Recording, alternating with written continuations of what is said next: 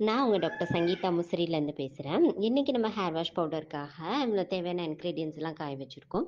நிழல் காய்ச்சல்ல நல்லா காய வச்சுட்டாலும், ஒரு நாள் வந்து சன்லைட்டில் காய வைக்கணும் இல்லையா? அதுக்காக. இதில் நம்ம சேர்த்துருக்கலாம் பார்த்தீங்க அப்படின்னா, ஷியக்கா கூட வந்து புவந்தி கொட்டை, செம்பருத்தி பூ இதழ் அதெல்லாம் சேர்த்துருக்கோம். ஆவாரம்பூ, ரோஜா இதழ், வெட்டி வேறு, பாசிப்பயிறு, வெந்தயம், கோரைக்கிழங்கு, மறிக்கொழுந்து, அதுபோல் வேப்பிலை, புங்க இலை, வெட்டி வேர், கருஞ்சீரகம், காட்டு சீரகம் இந்த மாதிரியான மூலிகை பொருட்கள் எல்லாமே சேர்த்துருக்கோம். ஏற்கனவே நம்மளோட ப்ராடக்ட் யூஸ் பண்ணுறவங்க எல்லாருக்குமே தெரியும். நம்ம இதில் ப்ரிசர்வேட்டிவ்ஸ் எதுவுமே ஆட் பண்ண மாட்டோம்.